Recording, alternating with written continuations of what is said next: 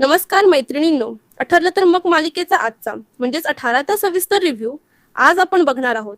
आणि खरं सांगू का, आजचा भाग जरी थोडासा लहान असला, शनिवार असल्यामुळे अर्धा तासाचाच, तरी त्यातली प्रत्येक सीन, प्रत्येक डायलॉग आणि प्रत्येक प्लॅन इतका खोल आहे ना, की अंगावर काटा आणणारा अनुभव देतो. सुरुवात होते ती कालच्या शेवटच्या सीन पासून. प्रिया स्वतःशीच बोलत असते आणि तिच्या चेहऱ्यावर एक वेगळीच क्रूर स्मितरेषा दिसत असते. ती म्हणते, अरे, जर गुन्हेगारीसाठी अवॉर्ड असता ना, तर तो नक्की तुलाच मिळाला असता प्रिया. स्वतःचं कौतुक करत ती पुढे म्हणते, काय फसवलंस तू अर्जुनला, इतक्या हुशार वकिलाला, जो कधीच केस हरलेला नाही, त्यालाच खुनाच्या केसमध्ये अडकवलंस, तेही इतक्या शिताफीने की त्याला कळलं सुद्धा नाही. आणि इथेच आपल्याला दाखवतात तो धक्कादायक क्षण, शांताची डेड बॉडी अर्जुनच्या गाडीच्या डिक्कीत. हो मंडळी, प्रिया इतक्या थंड डोक्याने सगळं प्लॅन करते की ती स्वतःच म्हणते, शांता इतके दिवस अर्जुनच्या संपर्कात होती, पोलिसांना संशय येणारच की अर्जुननेच तिला लपवलं असेल, आणि आता ही डेड बॉडी त्याच्या गाडीत सापडली तर अर्जुन सरळ फासावर. पण इथेच प्रिया अजून एक पाऊल पुढे जाते. ती विचार करते, पोलिसांचं लक्ष गाडीपर्यंत कसं आणायचं. आणि मग ती थेट गाडीच्या नंबर प्लेटचा स्क्रू सेल करते. हो, अगदी स्क्रू ड्रायव्हर घेऊन, आणि त्याही आधी हातात ग्लोव्ज घालून, म्हणजे पुरावा सुद्धा राहणार नाही. प्रेक्षकांनो, खरंच इथे प्रश्न पडतो, प्रिया मेकॅनिक आहे काय? कारण इतकी सगळी इक्विपमेंट तिच्याकडे रेडी असते. आणखी एक गोष्ट लक्षात येते, अर्जुनची आधी पांढरी गाडी होती, पण आता ही काळी ब्राऊन गाडी दाखवली आहे. आणि सगळ्यात मोठा प्रश्न, इतकी मोठी डेड बॉडी प्रियाने एकटीने उचलून कशी टाकली डिक्कीत, हे मात्र दाखवलंच नाही. पण प्रिया थांबत नाही, ती नंबर प्लेट सुद्धा काढून टाकते. आता पुढचा प्लॅन, सीसीटीव्ही. ती मनात म्हणते, आता फक्त पोलिसांनी गाडी थांबवली पाहिजे. आणि दुसऱ्या दिवशी सकाळी ती फोन करते संतोषला. हॅलो संतोष, पनवेल सोडलंस ना?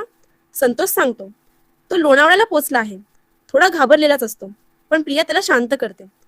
टेन्शन घेऊ नकोस, सगळं मी सांभाळलं आहे. आणि मग येतो सगळ्यात मोठा गेम. ती सांगते, एक सिनियर इन्स्पेक्टर आहे, सागर पाटकर. अर्जुनमुळे तो सस्पेंड झाला होता, त्याच्या मनात अजूनही राग आहे. त्याला फोन कर आणि सांग की अर्जुनला मोठ्या गुन्ह्यात अडकवायचे. त्याची गाडी थांबव आणि डिक्की चेक करायला लाव. काय प्लॅन आहे ना मंडळी. बदला, संधी आणि षडयंत्र सगळं एकाच वेळी वापरत आहे प्रिया. आणि यानंतर आपण पाहतो, प्रिया स्वतःशीच बोलते, सुभेदार आता फासावर जाणार. सुभेदार कुटुंबाची शोकांतिका सुरू झाली आहे. आणि मी आता या घराची मालकीण होणार.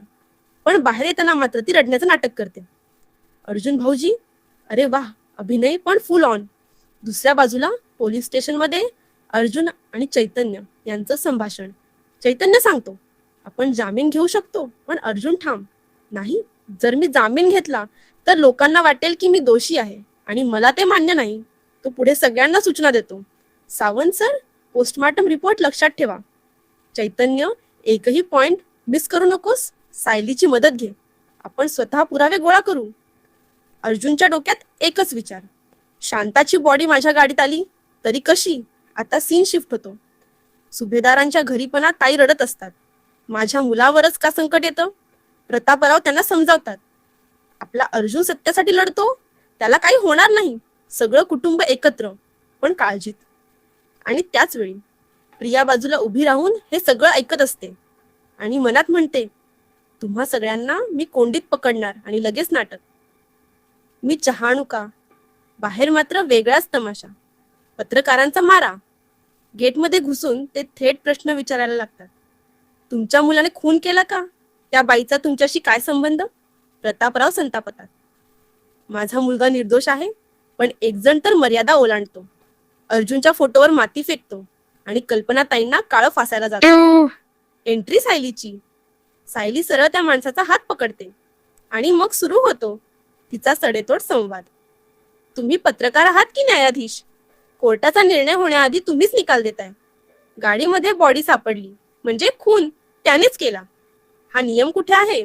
ती इतक्या दमदारपणे बोलते की सगळे गप्प. आणि शेवटी ती अर्जुनचा फोटो उचलते, त्यावरची माती पुसते, मांडते, आज मी फक्त या फोटोवरील डाग पुसलाय, पण लवकरच माझ्या नवऱ्यावरचा आरोपही पुसून टाकणार. काय सीन होता हा मंडळी. अक्षरशः टाळ्या वाजवाव्याशा वाटतात. पुन्हा पोलीस स्टेशन. इन्स्पेक्टर पाटकर अर्जुनला चिडवतो, काळा कोट घालणारा वकील आता जेलमध्ये. कितीही प्रयत्न कर, सुटणार नाहीस. पण अर्जुन शांत, डोळ्यात डोळे घालून उभा. चैतन्यही भिडतो. तुमचं काम प्रामाणिकपणे करा आधी, आणि इथेच दिसतं पाटकरचा राग वैयक्तिक बदला. शेवटी सुभेदार कुटुंब एकत्र उभं राहतं, हातात हात घेतं, आणि पत्रकार मान खाली घालून निघून जातात. तर मंडळी, आजचा एपिसोड जरी शॉर्ट अँड स्वीट असला तरी त्यातली तीव्रता, भावना आणि प्लॅनिंग जबरदस्त होतं. आता सगळ्यात मोठा प्रश्न, अर्जुन स्वतःला निर्दोष कसं सिद्ध करणार? सीसीटीव्ही फुटेज मिळणार का? प्रियाचा खेळ कधी उघड होणार? प्रोमोमध्ये सायली सांगते अर्जुन स्वतःची केस स्वतः लढणार, आणि हे ऐकून प्रिया थोडी घाबरलेली दिसते. म्हणजेच आता गेम उलटायला सुरुवात झाली आहे. मंडळी, तुम्हाला आजचा भाग कसा वाटला ते नक्की कॉमेंटमध्ये सांगा. अशाच सविस्तर स्टोरीसाठी आपल्या पेजला ठरलं तर मग फॉलो करायला विसरू नका.